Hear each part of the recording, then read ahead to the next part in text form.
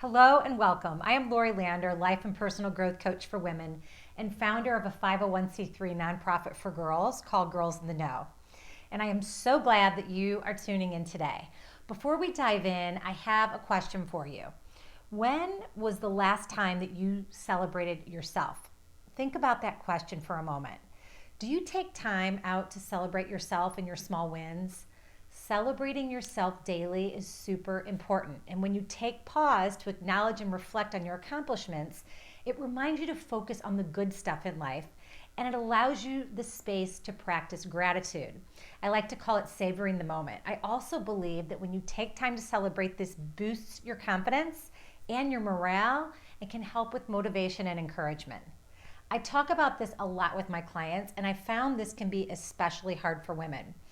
And there are a couple reasons why it's so hard. I found that one issue that keeps many women from doing this is their never-ending to-do list. When you complete one thing, you immediately move on to the next thing on your daily to-do list without taking a moment to reflect on what you have just accomplished. And the hard part about this is when you're constantly looking at the next thing to take care of without taking a moment to pause and just to celebrate what you have already accomplished, you open yourself up to feeling depleted and eventually burn out completely. I also believe the reason why so many women do not take a moment to celebrate themselves and their successes is because many of us have been raised to believe that if we acknowledge or talk about our accomplishments, it may come across as being boastful or arrogant. So many women are uncomfortable with the thought of self-praise and fear of coming across as bragging, even when the only person we are bragging to is ourselves. And this runs deep. This discomfort can stop us from practicing self-praise. But here's the good news.